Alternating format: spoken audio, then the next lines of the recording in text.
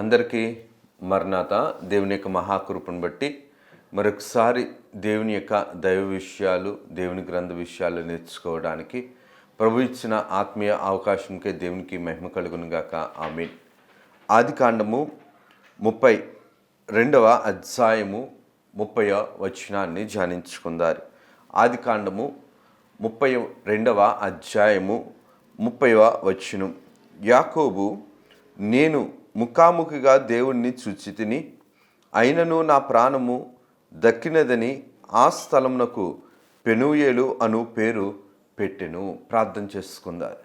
సర్వకృపానిధి, దయగలిగిన తండ్రి, కృపగలిగిన తండ్రి, నీ ఘనమైన ఉన్నతమైన శ్రేష్టమైన నామమునకై మీకు అనేకమైన ప్రణుతులు, వినుతులు, స్తుతులు, స్తోత్రములు చెల్లించుకొనుచున్నామయ్యా.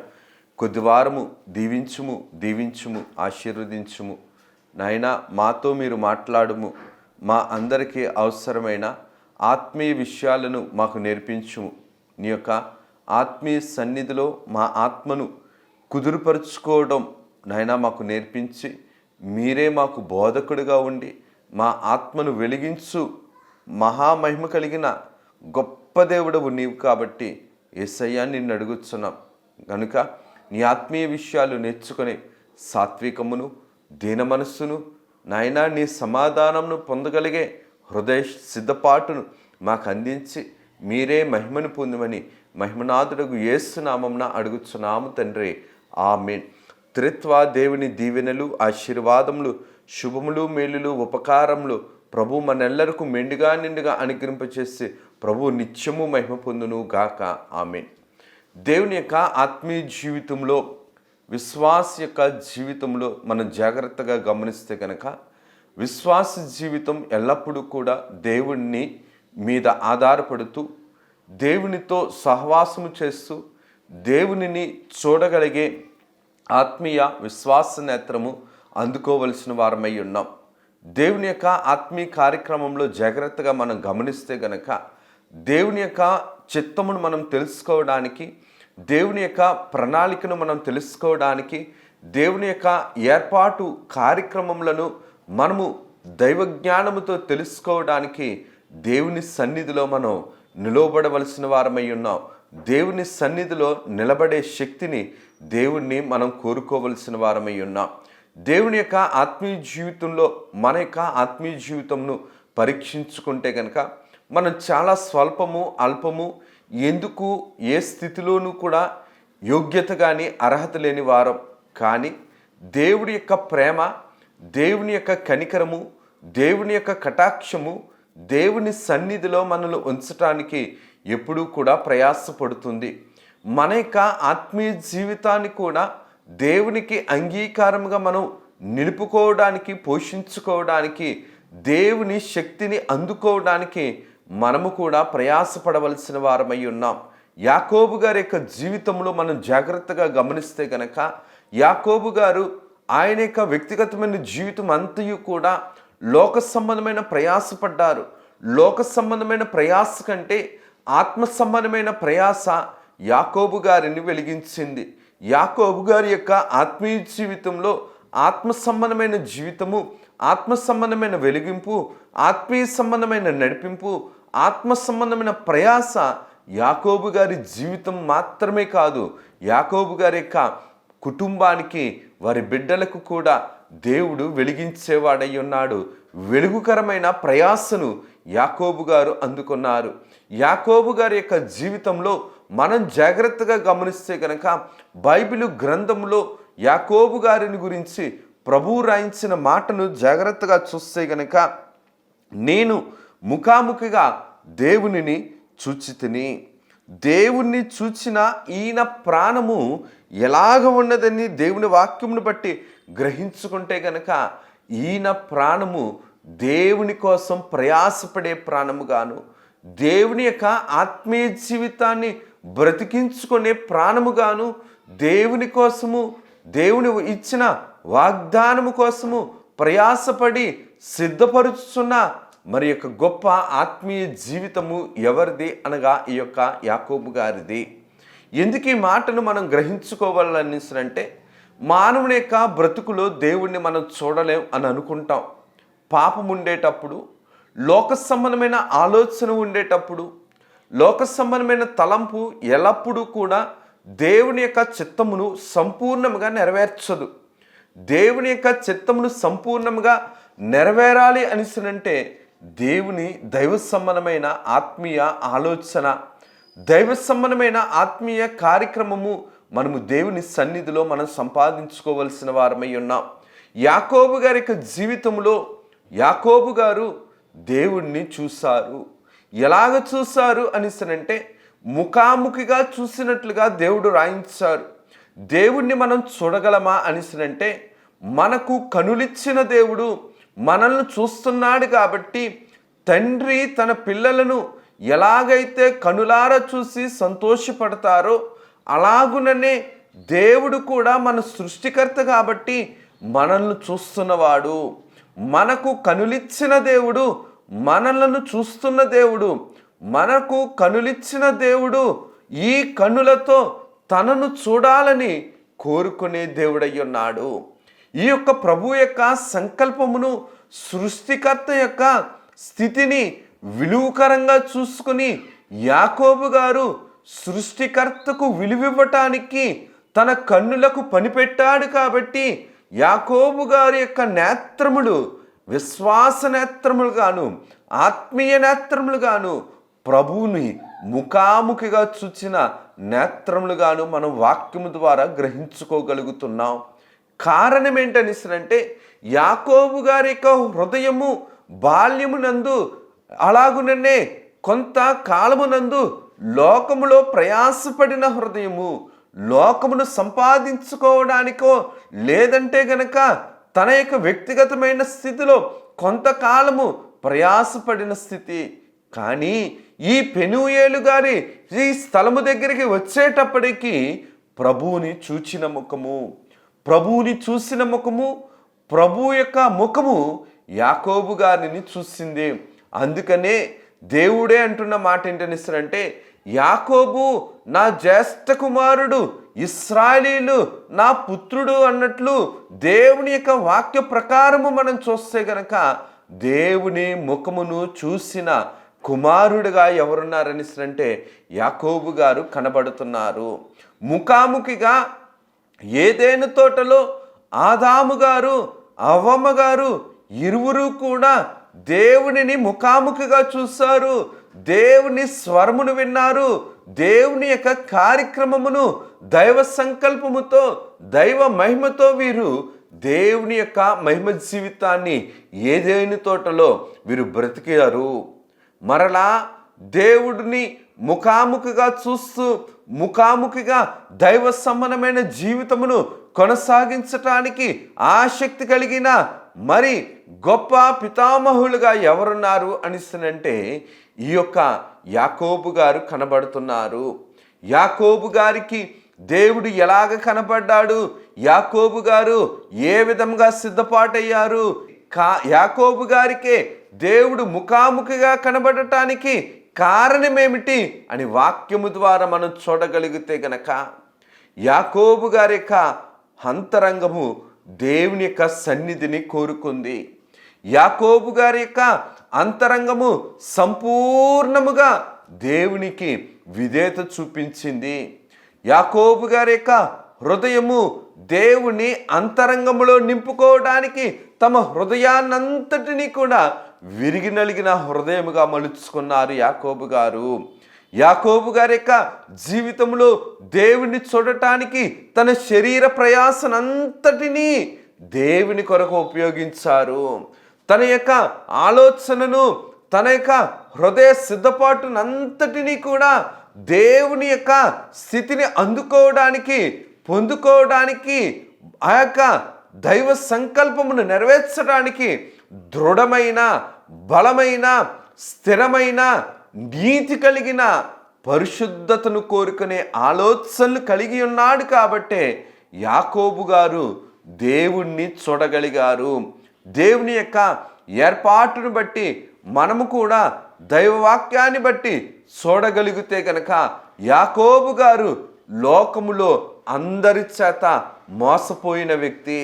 ఒకప్పుడు దేవుని యొక్క ఆత్మీయ కార్యక్రమంలో జాగ్రత్తగా మనం చూడగలిగితే గనక యాకోబు గారు మోసపరచబడిన వ్యక్తి. కానీ దేవుని యొక్క విశ్వాస జీవితాన్ని యాకోబు గారు పట్టుకున్నారు కాబట్టే మేలైనది ఎంచుకొని మేలైన దానిని వారి యొక్క ఆత్మీయ జీవితంలో స్థిరపరుచుకున్నారు కాబట్టే యాకోబు గారు దేవుని యొక్క శక్తిని బట్టి దేవుణ్ణి చూడగలుగుతున్నారు. దేవుని యొక్క వాక్య ప్రకారము మనం చూడగలిగితే గనక నిర్గమాకాండము 33వ అధ్యాయము 20వ వచనంలో కూడా మనం చూడగలిగితే ఆయన నీవు నా ముఖమును చూడజాలవు, ఏ నరుడు నన్ను చూచి బ్రతుకుడనెను.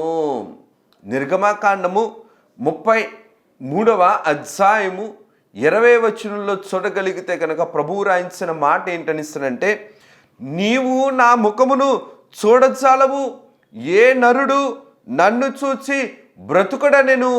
కానీ యాకోబు గారు దేవుని యొక్క ముఖమును చూచి ఎలాగ బ్రతకగలిగాడు?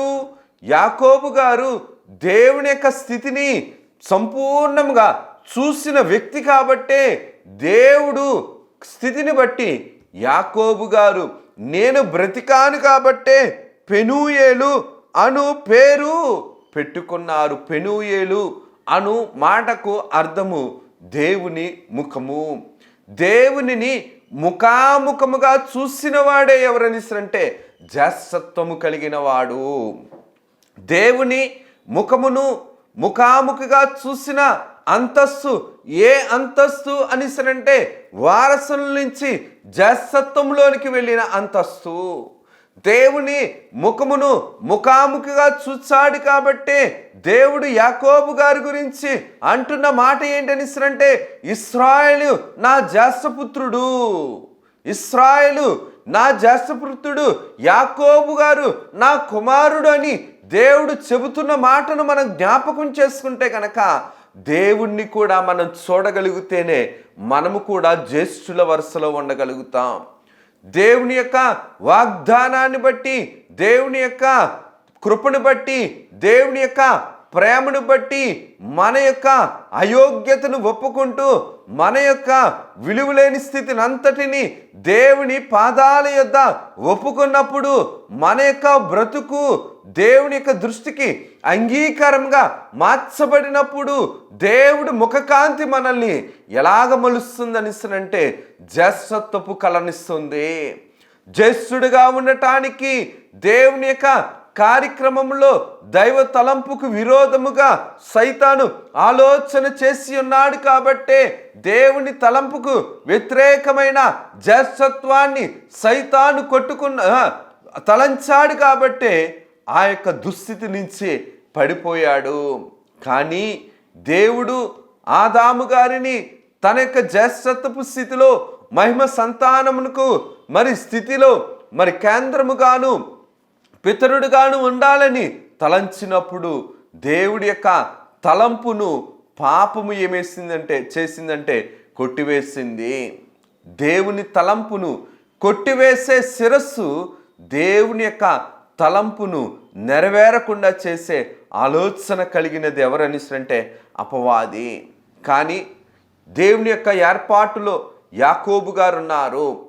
దేవుని యొక్క ఏర్పాటులో యాకోబు గారు ఉన్నారు కాబట్టే ఎన్ని ప్రతికూలతలు వచ్చినా సరే, ఎంతమంది యాకోబు గారిని నీరసపరిచినా సరే, తండ్రి గారు రాసిన మాటను బట్టి చూస్తే గనుక నీరసపడకుము నీవే నా ఆస్తి కదా అన్నట్లు యాకోబు గారిని దేవుడు ఎంతమంది నీరసపరిచినా, ఎంతమంది మోసపరిచినా సరే దేవుని యొక్క ముఖకాంతిని అందుకోవడానికి యాకోబు గారు దేవుని ఏర్పాటులో ఉన్నారు. అందుకనే ఏర్పాటులో ఉన్న యాకోబు గారికి దేవుడే నామకరణము చేసి ఇశ్రాయేలుగా పెట్టుకొని ఈ ఇశ్రాయేలుకి తన ముఖమును చూపించాడు. ఆనాడు ఈ యాకోబు గారికి తన ముఖమును చూపించిన దేవుడైన యెహోవా తండ్రి గారు అలాగుననే ఇశ్రాయేలు ప్రజలకు కూడా తన ముఖ కాంతిని, తన ముఖమును చూపించడానికి ఇష్టపడే ఆ యొక్క బానిసత్వపు సంఖ్యల నుంచి, పాపపు సంఖ్యల నుంచి, ఫరో వంటి చెర నుంచి, ఐగుప్తు దేశము నుంచి వారిని తప్పించి వాగ్దాన దేశము వైపు దేవుడు వారిని నడిపిస్తున్నాడు. దేవుని యొక్క వాక్య క్రమమును జాగ్రత్తగా చూస్తే గనక జ్యేష్ఠుల నుంచి వచ్చిన సంతానము ఎవరు అనగా ఈ యొక్క ఇశ్రాయేలీలు. జ్యేష్ఠుని యొక్క సంతానముగా దేవుడే ఏర్పరచుకున్న దైవ జనాంగము ఇశ్రాయేలీలు.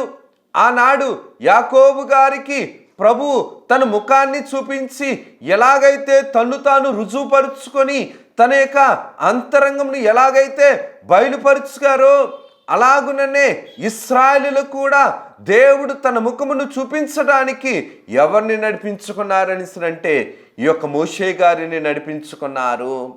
మోషే గారు 80 సంవత్సరాలు లోకములో నానినవాడు, లోకములో నడిచినవాడు, లోకములో మెరిసిపోయినవాడు, లోకములో తోలనాడనివాడు అయినప్పటికీ కూడా దేవుని యొక్క స్థితిని బట్టి ఏర్పాటులోనికి చేర్చుకొని మోషే గారితో అంటున్న మాట ఏంటనిస్తానంటే, నీవు నా ముఖమును చూడజాలవు, ఏ నరుడు నన్ను చూసి బ్రతుకుడనెను. మరి యాకోబు గారు అప్పుడు ఎలా బ్రతికారు? దేవుని ముఖమును చూచి.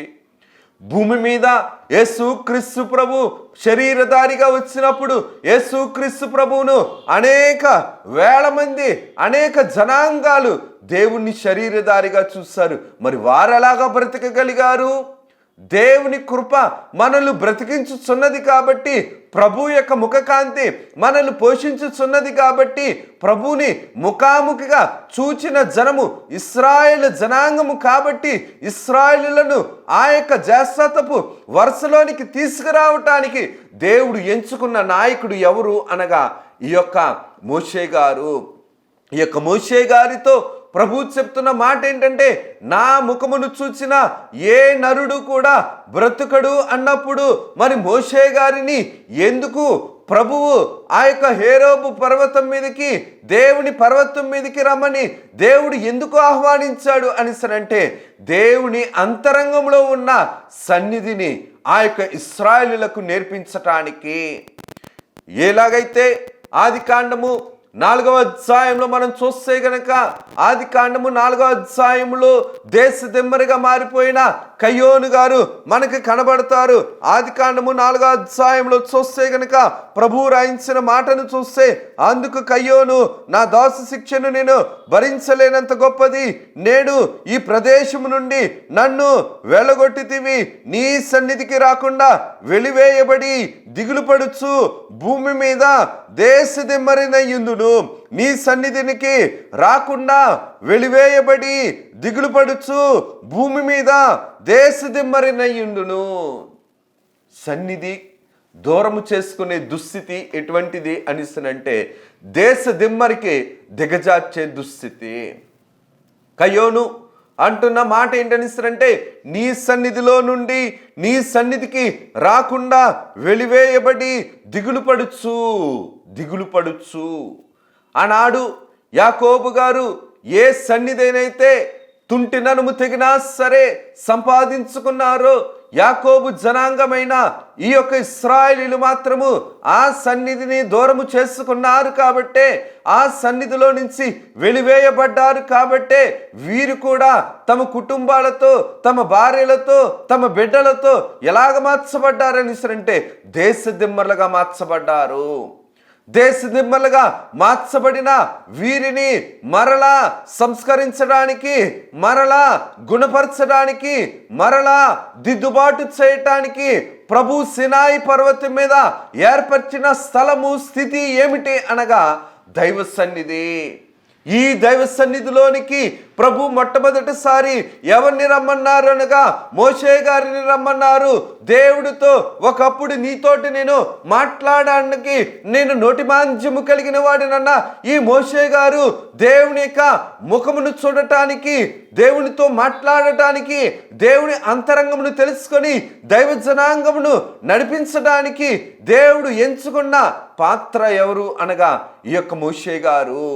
ఎందుకు ఈ మాటను మనం జ్ఞాపకం చేసుకోవాలనిస్తారంటే నిర్గమాకాండము 33వ అధ్యాయము 33వ వచనాన్ని చూస్తే కనుక నిర్గమాకాండము 33వ అధ్యాయము 23వ వచనాన్ని చూస్తే కనుక 33:23 నేను నా చేయి తీసిన తర్వాత నా వెనుక పార్శ్వమును చూచెదవు కానీ నా ముఖము నీకు కనబడదని మోషేతో చెప్పెను. చూడండి, దేవుడు రాయిస్తున్న మాట, దేవుడు చెప్తున్న మాట. ఇన్ని సంవత్సరాలు ఆయన లోకములో నాని మనం ఎన్నోసార్లు నేర్చుకున్నాం. నీ 2 చెప్పులను విడిచిపెట్టు అన్నప్పుడు ఒక చెప్పేమో రాజరికము, ఒక చెప్పేమో మిద్యాను దేశంలో ఉన్నటువంటి స్థితి. ఈ రెండింటినీ కూడా విడిచిపెట్టాడు. పాపానికి దాసుడుగా ఉన్న ఈ యొక్క మోషే గారు ఒకప్పుడు పాత జీవితంలో ఉన్న ఈ మోషే గారు క్రీస్తు యేసునందున్నవాడు నూతన సృష్టి అన్నట్లు దేవుడి వాగ్దానాన్ని బట్టి నూతన సృష్టిలోనికి వెళుతుండేటప్పుడు ఎలాగైతే దేవుడు తన మాటను వినిపిస్తున్నాడో ఆ మాటను చెప్పాడు కాబట్టే, దేవుడు చెప్పినట్లు చేశారు కాబట్టే ఈ 2 చెప్పులను విడిచిపెట్టాడు. 40 సంవత్సరాలేమో రాజరికాన్ని, 40 సంవత్సరాలు ఉన్నటువంటి మిద్యాను దేశపు పరిస్థితులన్నింటినీ కూడా విడిచిపెట్టి నూతన జీవం వైపు దేవుడు నడిపించడానికి కారణం ఏంటనిసనంటే దేవుని ఏర్పాటులో ఉన్నవారు ఎవరనిసరంటే ఈ యొక్క సన్నిధి ఆసక్తి చేయటానికి, వృద్ధాప్యంలో కూడా సన్నిధి మీద, దేవుని మీద, దేవుని మాట మీద ఆధారపడటానికి, సన్నగిల్లని విశ్వాసముతో నిలకడగా స్థిరపడటానికి దేవుడు ఎంచుకున్న ఏర్పాటు సంబంధమైన ఈ యొక్క నాయకుడు ఎవరు అనగా మోషే గారు. అందుకనే దేవుడు మోషే గారితో చెబుతున్న మాటను జాగ్రత్తగా గమనిస్తే కనుక నా చేయి తీసిన తర్వాత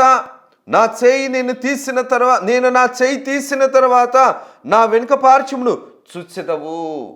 దేవుని యొక్క వెనుక భాగమును చూడటానికే సిద్ధపడిన ఈ మోషే గారి యొక్క జీవితము మహిమ కళతో, సన్నిధి కళతో, లోకము ఎరగని కొత్త కళతో, లోకము తెలుసుకోలేని మహిమ కళతో నింపబడుతుండేటప్పుడు దేవుడు మనకి ఉన్నతమైన కార్యక్రమములను మనకు అందించటానికి దైవజనులు దేవదాసయ్య గారి ద్వారా ప్రభు మనకు అందించిన స్థితి ఏంటనిసరంటే ఈ దైవ సన్నిధి. ఏ దైవ సన్నిధి అయితే యాకోబు గారు ముఖాముఖిగా చూశారో, ఏ దైవ సన్నిధిలో అయితే మోషే గారు వెనుక పార్శ్వముల నుంచి దేవుని యొక్క ముఖ కాంతిని, సన్నిధి కాంతిని, ప్రకాశతను, తేజస్సును తెలుసుకొని దేవుని అంతరంగంలో నుంచి నింపబడిన వాడే ఇశ్రాయేలు జనాంగమును వాగ్దానపు దేశము వైపు నడిపించడానికి దృఢమైన పరిశుద్ధమైన తీర్మానము కలిగి ఉన్నాడు. ఈ యొక్క మోషే గారు కూడా ఎక్కడ సంపాదించుకున్నారు ఇటువంటి ఆత్మీయ జీవితాన్ని అనిసరంటే దైవ సన్నిధిలో. అందుకనే దేవుడు వ్రాయించిన మాటను జాగ్రత్తగా చూస్తే కనుక నిర్గమాకాండము 34వ అధ్యాయము, నిర్గమాకాండము 34వ అధ్యాయము 29వ వచనంలో చూస్తే కనుక మోషే సీనాయి కొండ దిగుచుండగా శాసనములు గల ఆ 2 పలకలు మోషే చేతిలో ఉండెను. అతడు ఆ కొండ దిగుచుండగా ఆయన అతనితో మాట్లాడుచుండేటప్పుడు తన ముఖ చర్మము ప్రకాశించిన సంగతి మోషేకు తెలిసి ఉండలేదు. చూడండి, ప్రభువుతో దైవ సంబంధమైన స్థితిలో సన్నిధి సారాన్ని సంపాదించుకున్న ఈ మోషే గారు దైవ సంబంధమైన కార్యక్రమమును నడిపించడానికి సంసిద్ధమైన దేవుని సముఖమును కూర్చున్న ఈ యొక్క మోషే గారు దేవుని యొక్క చిత్త ప్రకారము 2 పలకలను కూడా మోసుకొని వస్తుండేటప్పుడు దేవుని యొక్క మాట పనిని, వ్రాత పనిని, 2 పనులు కూడా ఆ యొక్క ప్రాంతంలో మోషే గారు నెరవేర్పులోనికి తీసుకొని వచ్చారు. దేవుని యొక్క వాక్కు ప్రత్యక్షతను, దేవుని యొక్క దైవ ప్రత్యక్షతను, దేవుని యొక్క వ్రాత ప్రత్యక్షతలను, దేవుని యొక్క ముఖ ప్రత్యక్షతను, దేవుని యొక్క దర్శన ప్రత్యక్షతను, దేవుని దైవ సంబంధమైన పరలోకపు పనిని ఆ యొక్క దైవ సన్నిధిలో సినాయి పర్వతం మీద హెరేబు కొండ మీద చేయటానికి దేవుడు ఏర్పరచుకున్న ఆ యొక్క సమయమునకు విలువిచ్చి విలువైన వానిగా దేవుడు నిలబెట్టాడు. కాబట్టే ఈ విలువైన జ్ఞానముతో విలువైన దానిని ఏం తీసుకొని వచ్చాడంటే విశ్వాసులకు అందించటానికి సినాయి పర్వతం నుంచి మోషే గారు దిగుస్తుండేటప్పుడు ఆయన ముఖము ఎలాగున్నదనిసరంటే క్రొత్త కళ ఆదిన జీవితము, క్రొత్తగా చర్మము కాంతివంతముగాను ప్రకాశవంతముగాను తేజస్సువంతముగాను ప్రభు యొక్క స్థితిలో ఆయన యొక్క రూపము మార్చబడినట్లు మనం చూడగలుగుతున్నాం. తండ్రి గారు కూడా రాసుకొని వచ్చారు, కలుగు చేయలేదు దేవుడు కలలేనటువంటివి, దేవుడు కలుగు చేసిన ప్రతి వాటిలో కూడా కలున్నది. కానీ పాపము, పాప ఫలితము, శాపపు బ్రతుకు దేవుని కళను లేకుండా చేసింది, దేవుని కళను చేరనివ్వకుండా చేస్తుంది. దేవుని యొక్క ముఖకాంతిని, సన్నిధి కాంతిని చేరనివ్వకుండా చేసేది ఏంటనిసరంటే పాపము, పాప ఫలితము, నైజ పాపము, మానవుని యొక్క నైజము, లోకాన్ని కోరుకునేది, పాపాన్ని ఎత్తిపోసుకునేది, పాపములో పెరగటానికి, పాపములో ఉండటానికి, పాప సంబంధమైన వేషధారణ కలిగిన ఈ లోకంలో బ్రతకడానికి పాప నైజము ఎప్పుడూ కూడా మనిషిని ప్రేరేపిస్తూనే ఉంటుంది. కానీ పరిశుద్ధమైన నైజము, అతి దైవ సంబంధమైన నైజము దేవుని దగ్గరికి చేరుస్తుంది. దేవునితో ఉండటానికి, దేవునితో సహవాసం చేయటానికి, దేవునితో మాట్లాడడానికి, దేవునితో గడపడానికి, దైవ సంబంధమైన ప్రత్యక్షతలు అందుకోవడానికి, దైవ సంబంధమైన ప్రత్యక్షతలతో తన యొక్క మట్టి జీవితాన్ని మహిమ జీవితంగా మార్చుకోవడానికి దేవుడు అందిస్తున్న స్థితి ఏంటనిస్తున్నంటే ఈ యొక్క సన్నిధి సారము. ఈ సన్నిధి సారములో ఎలాగైతే యాకోబు గారు ఇశ్రాయేలుగా మార్చబడ్డారో, ఇశ్రాయేల్ జనాంగము ఎలాగైతే దేశములుగా మార్చబడ్డాయో, ఎలాగైతే దేశములుగా మార్చబడిన ఈ జనాంగము మరలా తిరిగి ఎక్కడికి రావాలనిసరంటే దేవుని సన్నిధిలో ఉండటానికి దేవుడు ఎంచుకున్న ఏర్పాటు నాయకుడు ఎవరనిసరంటే ఈ యొక్క మోషే గారు. మోషే గారు కూడా దేవుని అంతరంగాన్ని తెలుసుకుంటేనే దేవుని యొక్క ప్రజలను దేవ చిత్తము ప్రకారము నడిపించగలరు. దేవుని అంతరంగాన్ని తెలిసిన వాడైతేనే దేవుని ప్రజలను ఎక్కడ ఏ స్థితిలో ఎలాగ నడిపించాలని తెలుసుకోవడానికి దేవుడు మోషే గారిని మొదటిసారి సన్నిధికి పిలుచుకొని వచ్చి ఆ సన్నిధిలో ఏం నేర్పించారని అంటే నేర్చుకోండి అన్నట్లు సాత్వికమును దేని మనసును ఇచ్చి యేసుక్రీస్తు దేవుడైన యెహోవా తండ్రి మోషే గారిని తాను రుజువుపరుచుకున్నారు. దేవుని యొక్క వాక్య సంబంధమైన కార్యక్రమమును జాగ్రత్తగా గమనిస్తే కనుక దేవుని యొక్క ముఖ కాంతిని, సన్నిధి కాంతిని, దేవుని యొక్క తేజస్సును మనం చూడాలనిసినంటే మన యొక్క హృదయంలో ఏముండకూడదంటే పాపం ఉండకూడదు. తండ్రి గారు కూడా అదే రాసుకుని వచ్చారు. అనాది పురుషుడైన దేవుని పాటలు, పాపము పరమాత్ముని మరుగు చేసను అయ్యయ్యో, పాపము పలువిధ దేవుండ్లను కల్పించను అయ్యయ్యో, పలువిధ దేవుండ్లను కల్పించి పాపము దేవుణ్ణి చేరకుండా, దేవుణ్ణి చూడకుండా, దేవునితో గడపనివ్వకుండా, దేవునికి సమయం ఇవ్వకుండా, లోక సంబంధమైన పనులతో, లోక సంబంధమైన క్రియలతో, లోక సంబంధమైన ఆలోచనలతో వేషధారణ కలిగిన బ్రతుకు కోసం వేషధారులుగా మారుస్తున్న లోకము కోసం మనుషులను సైతాను ఏం చేస్తుందని అంటే దేవుని నుంచి దూరం చేస్తుంది. లోకంలో ఉన్న మనిషి వేషధారణ కలిగిన స్థితిలో, వేషధారణ కలిగిన బ్రతుకుతో నిజమైన వెలుగైన దేవుణ్ణి అందుకోలేకపోతున్నారు, పొందుకోలేకపోతున్నారు. అందుకోవడానికి, పొందుకోవడానికి, నేర్చుకోవడానికి, గైకోవడానికి దేవుడిచ్చిన స్థలము, స్థానము, శిఖరము వంటి స్థితి ఏంటనిస్తానంటే ఈ యొక్క దైవ సన్నిధి. దైవ సన్నిధి అనుభవం ఏం చేస్తుందని అంటే లోకంలో నుంచి ప్రత్యేకించిన వాడిగా యాకోబు గారిని ఎలాగైతే ప్రత్యేకింపచేసిందో అలాగుననే లోకములో ఏకాంత సన్నిధి, ఏకాంతముగా ఉన్న కాలములో దేవునితో గడిపే సమయముగా యాకోబు గారిని ఎలాగైతే ముఖాముఖం వైపు చూడటానికి నడిపించిందో అలాగనే దైవ సన్నిధి కూడా మనల్ని దేవుని వైపు, దేవుని ముఖకాంతి వైపు, దేవుని పరిశుద్ధత వైపు, దైవ సంబంధమైన సంకల్పము వైపు నడిపించడానికి దేవుడు ఎంచుకున్న ఏర్పాటు స్థలము ఏంటనిస్తానంటే దైవ సన్నిధి. ఇందుకు ఈ మాటను మనం జ్ఞాపకం చేసుకోవాలంటే ఎజ్రా గ్రంథము 9వ అధ్యాయము 9వ అధ్యాయము 6వ వచనంలో చూస్తే గనక, నా దేవా నా దేవా, నా ముఖము నీ వైపు ఎత్తుటకు సిగ్గుపడి కిన్నుడనై ఉన్నాను. చూడండి, మనలో పాపం ఉండేటప్పుడు మన పాప స్థితి దేవుని దగ్గర ఒప్పుకోవాలి. మన అయోగ్యమైన స్థితి, లోకస్థితి, వేషధారణ స్థితి, సైతాను సమానమైన అంధకార దుస్థితమైన బ్రతుకు దేవుని దగ్గర ఒప్పుకుంటేనే దేవుని దగ్గర మనం క్షమించబడిన వారం అవుతాం. ఒప్పుకొనని వాడు మరింత గొప్ప పాపియే దేవునికి దూరస్తురగును.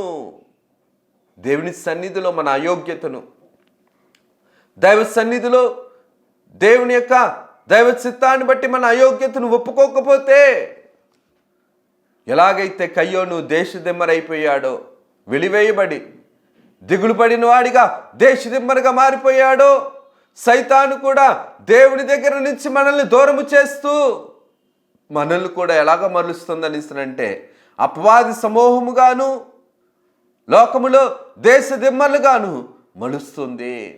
కానీ దేశదిమ్మలుగా కాకుండానట్లు, అపవాదపు సమూహపు మోకములో ఏకము కాకుండానట్లు, అపవాది గుంపులో మనము కూడా ఉండకుండానట్లు దేవుడు ప్రత్యేకింపబడిన స్థలము ఏంటనిస్తారంటే దైవ సన్నిధి. లోకంలో వేషధారణ బ్రతుకులో మన బ్రతుకు కూడా కలిసిపోకుండా ఉండకుండా ఉండాలనిస్తారంటే దేవుని యొక్క వెలుగు కలిగిన స్థలము ఏంటనిస్తారంటే దైవ సన్నిధి. దేవుని అంతరంగము తెలుసుకున్న స్థలము దైవ సన్నిధి. దేవుని చిత్తము తెలుసుకునే స్థలము దైవ సన్నిధి. మన బ్రతుకులో దేవుని యొక్క చిత్తాన్ని నేర్చుకోవడానికి, నెరవేర్పులను తీసుకురావటానికి ఎంచుకున్న స్థలము దేవుని యొక్క దైవ సన్నిధి. దైవ సన్నిధికి సమయం ఇవ్వలేనప్పుడు, దైవ సన్నిధిలో గడపలేనప్పుడు, దైవ సన్నిధిలో ఎటువంటి స్థితికి దైవ సన్నిధికి దూరముగా ఉండి ఎటువంటి స్థితిలో ఉన్నప్పటికీ కూడా ఆ స్థితి అంతయు కూడా వేషధారణ బ్రతుకు, ఆత్మను దిగంబరత్వంలోనికి బ్రతికించుకునే బ్రతుకులే కానీ దేవుని యొక్క ముఖకాంతితో, దైవ సమానమైన సన్నిధి కాంతితో, ముఖకాంతితో, ప్రకాశతతో మన బ్రతుకులను బాగు చేసుకునే ఆలోచనలు లేని నీతిమాలిన బ్రతుకులు. అందుకనే దేవుడు రాయించిన మాట దేవుని యొక్క వాక్యంలో చూస్తే, కీర్తనల గ్రంథము 90వ కీర్తన 8వ వచనంలో చూస్తే, అయ్యా నీ ముఖకాంతిలో మా రహస్య పాపములు కనబడుచున్నవి. మా రహస్య పాపములు, అంతరంగ పాపములు, పాపమని తెలియని పాపములు అన్నీ కూడా మన యొక్క బ్రతుకులో నిజంగా పశ్చాత్తాపము పడే అనుకూల సమయము ఎక్కడ అంటే దైవ సన్నిధి. ఆ దైవ సన్నిధిలో యాకోబు గారు వెళ్ళారు కాబట్టే, అయోగ్యతను ఒప్పుకున్నాడు కాబట్టే, పాపస్థితిని వదులుకోవడానికి నిర్ణయించుకున్నాడు కాబట్టే, దైవ సన్నిధిని బట్టి, దైవ శక్తిని బట్టి ఏం పొందుకున్నారని అంటే దైవ ఆలోచన కలిగిన దైవ ఏర్పాటు పురుషుడిగా నిలబడే యోగ్యతను పట్టుకున్నారు. దేవుణ్ణి ముఖాముఖిగా చూడగలిగారు. దేవుడు రాయించిన మాటను జాగ్రత్తగా చూస్తే గనుక, కీర్తనల గ్రంథము 11వ కీర్తన 7లో ప్రభు అంటున్న మాట ఏంటంటే, యథార్థవంతులు ఆయన ముఖదర్శనము చేసేదరు. యాకోబు గారు యథార్థవంతుడిగా ఉన్నాడు. ఆయన ప్రభు కూడా బోధలో అదే మాట అన్నారు, హృదయశుద్ధి గల వారు ధన్యులు, వారు దేవుణ్ణి చూచెదరు. దేవుణ్ణి చూసేవారే దేవుని సంతానం. దేవునితో ముఖాముఖిగా మాట్లాడిన వారే దేవుని జనాంగం. దేవుని యొక్క ముఖ దర్శనమును దర్శించుకొని సజీవులుగా ఉన్న గుంపే జ్యేష్ఠత్వుల గుంపు. దేవుని యొక్క ముఖకాంతితో పొదగబడుతూ, దేవుని ముఖకాంతితో పోషింపబడుతూ, దైవాలోచన సంబంధమైన పటిష్టమైన పరిశుద్ధత కలిగిన దృఢమైన పరలోకపు ఆలోచన కలిగి ఉండటమే దైవ సన్నిధి యొక్క అనుభవం. దైవ సన్నిధి యొక్క అనుభవం లేకపోతే, దేవుని యొక్క సన్నిధిలోనికి వచ్చినప్పుడు మన బ్రతుకును మనం మార్చుకోవడానికి ఇష్టపడం. దేవుని మాట మనకు నచ్చదు, దేవుని క్రియ మనకు నచ్చదు, దేవుని ఆలోచనలు మనకు నచ్చవు. దేవుడు ఏ మాట చెప్పిస్తున్నా సరే అది ప్రతికూలంగానే తీసుకొని ఇంకా పాపస్థితిలోనికి ఒప్పుకొనని వాడు మరింత గొప్ప పాపియే, దేవునికి దూరస్తుడగునట్లు ఇంకా దుర్మార్గంగా మారిపోతాడు. కయ్యోను ఎలాగైతే దేవుని సన్నిధిలోనికి వచ్చినా సరే, దేవుని మాటను వినినా సరే గ్రహించుకోలేకపోయాడు, మార్చుకోలేకపోయాడు, మారు మనసు పొందటానికి ఆసక్తి చూపలేకపోయాడు. కాబట్టే కయ్యోను దేశదిమ్మరిగా మారిపోయాడు. అందుకనే సామెతల గ్రంథము 21వ అధ్యాయము 21వ అధ్యాయము 29లో చూస్తే గనక ప్రభువు రాయించిన మాట, భక్తిహీనులు తన ముఖమును మార్చుకొనెను. దేవుడు చెప్తున్న మాటను మనం దైవ సన్నిధిలో ఉండి దేవుడి యొక్క మాటను తృణీకరిస్తూ మనకు నచ్చని స్థితిలో మన ముఖాలను మనం మార్చుకుంటున్నామనిసరంటే మనలో ఏమి లేదనిసరంటే దైవాశక్తి లేదు, సన్నిధి సారము లేదు, సన్నిధి ఆసక్తి లేని వారము. దైవ సన్నిధి ఉండేటప్పుడు మన ప్రవర్తనను సరి చేసుకుంటాం, మన మాటలను సరి చేసుకుంటాం, మన బ్రతుకును సరి చేసుకుంటాం, మన జీవితాలను సరి చేసుకుంటాం. దైవ సన్నిధి అనుగుణంగా మన ఆత్మీయ జీవితాన్ని మనం ఎప్పుడు కూడా పరిరక్షించుకుంటాం. ఎందుకు ఈ మాటను నేను జ్ఞాపకం చేస్తున్నాను అనిస్తానంటే, దైవ సన్నిధి యొక్క సంస్కరణ అనగా అర్థం ఏంటంటే దిద్దుకోవటము, గుణపరుచుకోవటం. సన్నిధి గుణాన్ని ఇస్తుంది, దిద్దుకునే స్థానాన్ని ఇస్తుంది. దైవ సన్నిధి దిద్దుకోవడానికే అవకాశం ఇచ్చే స్థలము. ఒప్పుకొనని వాడు మరింత గొప్ప పాపయే, దేవునికి దూరస్తుడగును అన్నట్లు ఒప్పుకోవడానికి, దిద్దుకోవడానికి ప్రభు ఇచ్చిన ఏకాంత స్థలము ఏంటనిస్తానంటే ప్రభువు ఉన్న స్థలము దైవ సన్నిధి. ఈ దైవ సన్నిధిలో మనం ఏమవ్వాలనిస్తానంటే మనకు గుణాన్ని మనం గుణపరుచుకోవాలి. దుర్మార్గపు గుణముగా ఉన్న ఈ యొక్క పాప నైజము కలిగిన ఈ గుణమును ఎక్కడ బాగు చేసుకోగలమనిస్తానంటే దైవ సన్నిధిలో మాత్రమే. దేవుడు పరమవైద్యుడు కాబట్టి, పరలోకపు తండ్రి కాబట్టి, భూలోకంలోను పరలోకంలోను ఆయన పరిహారము చేయని కీడంటూ ఏమీ లేదు కాబట్టి, చిన్న పరలోకపు బట్టి ఈ దైవ సన్నిధిలోనికి మనం వచ్చినప్పుడు మన బ్రతుకులు మార్చబడతాయి, మన ఆత్మీయ జీవితం కూడా వెలిగింపబడుతుంది. కారణం ఏంటనిస్తానంటే బైబిల్ గ్రంథము దైవ సన్నిధి కలిగిన గ్రంథము. బైబిల్ గ్రంథము దేవుడు మనతో మాట్లాడుతున్న గ్రంథము. బైబిల్ గ్రంథము దేవుని యొక్క అంతరంగాన్ని తెలియచేసే గ్రంథము. ఈ యొక్క సృష్టిలో ఏమన్నా ఉన్నదంటే అది కేవలము ఒక బైబిల్ గ్రంథము మాత్రమే. ఈ బైబిల్ గ్రంథము సృష్టితో మాట్లాడే గ్రంథము. సృష్టికర్త మనుషులతో మాట్లాడగలే గ్రంథము ఏదైనా ఉన్నది అనిసరంటే అది ఇక సజీవమైన గ్రంథము. కాబట్టి ఈ సజీవమైన గ్రంథాల్లో మనం చూడగలిగితే కనుక సజీవమైన దేవుడు, సజీవము కలిగిన స్థలము ఏమిటనిసరంటే ఈ యొక్క దైవ సన్నిధి. ఈ దైవ సన్నిధి అనుభవాన్ని తీసుకొని వచ్చింది ఎవరు అనగా సజీవమైన శక్తి కలిగిన దైవజనులు దేవదాసయ్య గారు. సజీవమైన శక్తిని అందుకున్నారు కాబట్టి సంఘములో నిర్జీవ క్రియలు లయపరచడానికి, సంఘములో నిర్జీవ కార్యములు అంతము చేయటానికి దైవజనులు దేవదాసయ్య గారిని దేవుడు ఏర్పరచుకొని ఈ దైవ సన్నిధిని భూమి మీదకి తీసుకొని వచ్చారు. సంఘములో దేవునికి స్థానం ఇచ్చేవారముగా ఉండాలి. సంఘములో దేవునికి అంగీకారముకు ప్రవర్తన సంపాదించుకునే వారముగా ఉండాలి. సంఘములో దేవుని యొక్క అధికారాన్ని ఒప్పుకునే యోగ్యత కలిగిన వారిగా ఉండాలి. వీటినన్నింటినీ కూడా ప్రభు అంతరంగాన్ని నేర్చుకోవడానికి, తెలుసుకోవడానికి, సంఘానుభవం నుంచి సన్నిధానుభవంలోనికి వెళ్ళటానికి దేవుడు ఏర్పరచుకున్న సంఘము బైబిల్ మిషన్ సంఘము. ఈ బైబిల్ మిషన్ సంఘము దేవుని యొక్క సన్నిధిని పరిచయం చేసిన సంఘము. బైబిల్ మిషన్ సంఘము దేవుని యొక్క సన్నిధిని పరిచయం చేసిన సంఘము. ఏ సంఘము అనగా ఈ యొక్క బైబిల్ మిషన్ సంఘము. కారణం ఏంటనిసరంటే బైబిల్ మిషన్ సంఘము దేవుని సన్నిధిలో నుంచి మొలిచిన లేత మొక్క వంటిది. ఎండిన భూమిలో లేచిన లేత మొక్క ఎలాగైతే ఉంటుందో ఈ యొక్క నిర్జీవమైన క్రియల్లో నుంచి సజీవమైన సంఘ సారాన్ని అందిస్తున్న సంఘము ఏ సంఘము అనగా బైబిల్ మిషన్ సంఘము. ఈ బైబిల్ మిషన్ సంఘము దేవుని యొక్క అంతరంగంలో ఉన్నటువంటి దైవ సన్నిధిని సంఘాలన్నింటికి అనగా సార్వత్రిక సంఘానికి పరిచయం చేసిన సంఘము బైబిల్ మిషన్ సంఘము. ఇశ్రాయేలులకు ధర్మశాస్త్రాన్ని మోషే గారు ఎలాగైతే పరిచయం చేశారో, బయలుపరిచారో, అలాగే సర్వ సృష్టికి కూడా అన్ని సంఘాలలోనూ కూడా దేవుణ్ణి చూడటానికి, దేవునితో మాట్లాడటానికి, ఏకాంతముగా భక్తి జీవితంలో దేవుని యొక్క పరలోకపు స్థితిని అందుకోవడానికి ఏర్పడిన క్షేత్రము వంటి దైవ నేత్రము కలిగిన స్థితి ఏమిటి అనిస్తున్నంటే బైబిల్ మిషన్ సంఘము.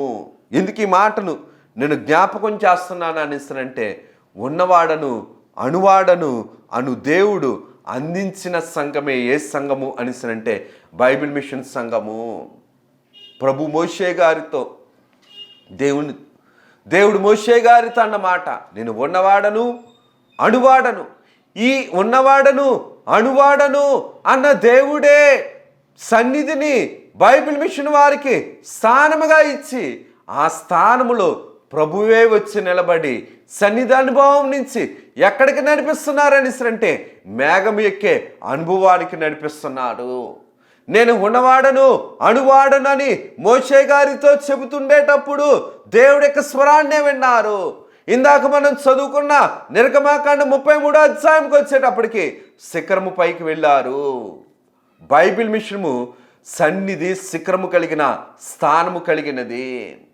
సన్నిధి అనుభవంతో దేవుని యొక్క శిరస్సును అందుకోవడానికి, అనగా దేవుని ముఖమును చూడటానికి సన్నిధి శిఖరమును ఎక్కగలిగితేనే దేవుని యొక్క ముఖమును మనం చూడగలుగుతాం. బైబిల్ మిషను దేవుని ముఖమును చూపించే సంఘము. బైబిల్ మిషను దేవుని యొక్క మాటను వినిపించే సంఘము. దేవుని అంతరంగమును సర్వలోకమునకు బోధించే సంఘము బైబిల్ మిషన్ సంఘము. ఎందుకు ఈ మిషను రావాలను? క్రొత్త విషయములు లేనిదే ఎందుకు ఈ యొక్క మిషను రావాలను? క్రొత్త విషయములు అనేకమైనవి అన్ని సంఘాల వారికి బోధించడానికి, భక్తిని ప్రోత్సాహపరచడానికి, దేవుణ్ణి అన్ని సంఘాల వారు ముఖాముఖిగా చూడడానికి దేవుడు ఏర్పరచుకున్న సంఘము బైబిల్ మిషన్ సంఘము. ఎందుకు ఈ మాటను నేను జ్ఞాపకం చేస్తున్నానంటే, ఈ యొక్క సీనాయి పర్వతం దగ్గరికి దేవుని యొక్క కార్యక్రమమును మనం చూడగలిగితే మోషే గారు ఎలాగ మార్చబడ్డారని అంటే పరలోకపు వాసిగా మార్చబడ్డారు. ఒకప్పుడు పాపవాసి, తర్వాత భూలోకపు వసిగా ఉండేవాడు, ఒకప్పుడు రాజు కుటుంబపు వసిగా ఉండేవాడు. కానీ సన్నిధి ఎలాగ మలిచిందని అంటే పరలోకపు వసిగా మరిచింది. పరలోకపు వారసత్వము, దేవుడికి అంగీకారముకు జ్యేష్ఠత్వాన్ని అందించిన సన్నిధి ఏ సన్నిధి అని అంటే దేవుడు ఏర్పరచుకున్న సన్నిధి. ఈ సన్నిధే ఏ సన్నిధి అని అంటే బైబిల్ మిషన్ సన్నిధి. బైబిల్ మిషన్ సన్నిధి పరలోకపు వాస్తవ్యులను పరిచయం చేస్తూ పరలోకపు శక్తిని నేర్పించే సంఘము బైబిల్ మిషన్ సంఘము. ఎందుకు ఈ మాటను నేను జ్ఞాపకం చేస్తున్నానని అంటే ధర్మశాస్త్రము దేవుని నీతిని చెప్పింది, దేవుని ఆలోచనను నేర్పించింది, ఇశ్రాయేలులకు నేర్పించింది, వాగ్దాన భూమికి నడిపించాలని కోరుకుంది. కానీ దైవ సన్నిధి పరలోకపు నీతిని నేర్పిస్తుంది, పరలోకంలో తండ్రి అంతరంగాన్ని నేర్పిస్తుంది, అందరికీ నేర్పిస్తుంది. దేవుని యొక్క పరలోకపు పట్టణాన్ని చేరటానికి దేవుడు సిద్ధపరిచిన స్థలము దేవుని యొక్క అంతరంగమైన దైవ సన్నిధి. వాగ్దాన భూమికి వెళ్ళటానికి మార్గము మధ్యలో దేవదూతల ఆహారం పెడితే బైబిల్ మిషను ఏర్పరిచిన దైవ సన్నిధిలో ప్రభు అందిస్తున్న మాట ఏంటని అంటే అంతరంగ సంస్కారము. బైబిల్ మిషన్ వారికి ప్రభు మేఘమెక్కించడానికి సన్నిధిలో సిద్ధపరచుకున్న పరలోకపు భోజనం ఏంటంటే ప్రభు ఇస్తున్న భోజనము అంతరంగ సంస్కారము. ఆనాడు తడబడిన మోషే గారిని తలాంతులు కలిగిన ధన్యుడిగా మలచింది ఏంటని అంటే దైవ సన్నిధి. ఇంటికి దూరమయ్యాడు, ఈ యొక్క పట్టణాలకు దూరమయ్యాడు. కానీ దేవునికి, పరలోక పట్టణానికి సమీపస్తుడుగాను, పరలోకపు వారసుడుగాను, పరలోకపు కర్తకు దగ్గరగాను నడిపించగలిగినది దైవ సన్నిధి. ఎందుకు ఈ మాటను నేను జ్ఞాపకం చేస్తున్నానంటే, ఒకప్పుడు మోషే గారు జీవితం ఎటువంటిది అనిసనంటే నెమ్మది లేనిది, నిలువలేనిది. కానీ నెమ్మది లేని, నిలువలేని ఈ యొక్క మోషే గారు ఎక్కడ నిలబడ్డారనిసనంటే పరలోకపు దేవుని అంతరంగంలో నిలబెట్టిన స్థితి ఏంటంటే దైవ సన్నిధి. పరలోకపు నీతిని, పరలోకపు కాంతిని పొందుకొని దేవుని దృష్టిలో నమ్మకముగా పుట్టినవాడు, నమ్మకముగా ఉన్నవాడు, నమ్మకముగా స్థిరపడిన దాసులు ఎవరనిసనంటే మోషే గారు. దేవుని యొక్క ముఖకాంతిని మోషే గారు వెలిగితే కనుక ఈ యొక్క బైబిల్ మిషను అన్ని సంఘాలకు కూడా ప్రభువు యొక్క వెలుగునిచ్చే కాంతి. ఆనాడు సినాయి పర్వతం మీద మోషే గారికి కాంతినిస్తే ఈనాడు బైబిల్ మిషను అన్ని సంఘాలకు కూడా దేవుని ముఖ కాంతిని పరిచయం చేస్తున్న సంఘము. ఆనాడు మోషే గారు ధర్మశాస్త్రాన్ని అందుకున్నారు. ఈనాడు బైబిల్ మిషను సన్నిధి ద్వారా ఏమందుకుంటుందంటే దేవుని అంతరంగాన్ని అందుకొని అన్ని సంఘాలను కూడా వెలిగిస్తుంది. ప్రభు అన్న మాటే, మీరు లోకానికి వెలుగై ఉన్నారు. ఎందుకు ఈ మాటను నేను జ్ఞాపకం చేస్తున్నానంటే దేవుని యొక్క ఆలోచన మనల్ని బ్రతికించేది. దైవ సన్నిధి అనుభవం, దైవ సన్నిధి సారము మన యొక్క అయోగ్యతలన్నింటినీ కూడా సరిచేసుకొని దిద్దుకొని మనకి మంచి గుణము అబ్బులాగున ప్రభువు నడిపిస్తున్న సారము కలిగిన స్థలము ఏంటి అనిసనంటే స్థలము ఈ యొక్క దైవ సన్నిధి. దైవ సన్నిధి పరులుగా, దైవ సన్నిధి శక్తిని అందుకునే వారములుగా ప్రభు మనల్ని ఎల్లప్పుడూ దీవిస్తూ భూలోకంలో పరలోకపు మేఘమును, పరలోకపు పట్టణస్థులుగా ప్రభు మనల్ని ఈ దైవ సన్నిధి అనుభవంతో మనల్ని మలుస్తూ ప్రభు మహిమ పొందును గాక. ఆమెన్. చిన్ని ప్రార్థన చేసుకున్నారు. సర్వకృపానిధి దయగలిగిన తండ్రి, మీకు వందనాలు, స్తుతులు, స్తోత్రాలయ్యా. కొద్దివారము దీవించుము, ఆశీర్వదించుము. నీ చిత్త ప్రకారము మమ్మల్ని భద్రపరుచుకొనుము, బలపరుచుకొనుము. నీ కార్యక్రమాలు మాకు అందించి మీరు మాతో ఉండి మమ్మలను నడిపించి నాయనా లేత మొక్కగా ఇచ్చిన ఈ సజీవమైన చిన్న మోక్షము ఈ దైవ సన్నిధి. ఈ నాయనా దావీదు గారికి చిగురును, దావీదు గారికి వేరునై ఉన్నావు. బైబిల్ మిషన్కి కూడా చిగురును వేరునై ఉన్న యేసుక్రీస్తు ప్రభువా, దావీదు రాజ్యమును నువ్వు స్థిరపరుస్తానని నిబంధన చేసుకున్నా ప్రభువా.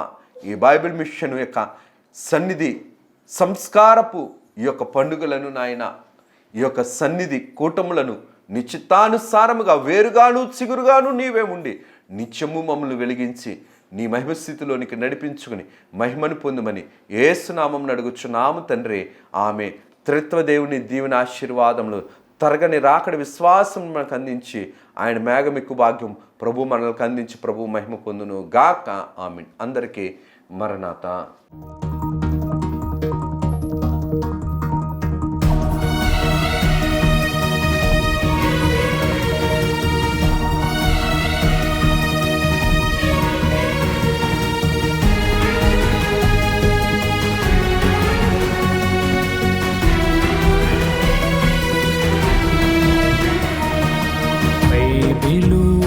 ప్రకటన బయలుపరచిన ప్రకటన, యేసయ్య ప్రకటన, దాసయ్య ప్రకటన, పరలోక ప్రకటన, పరిశుద్ధ ప్రకటన, యేసయ్య ప్రకటన, దాసయ్య ప్రకటన, పరలోక ప్రకటన, పరిశుద్ధ ప్రకటన.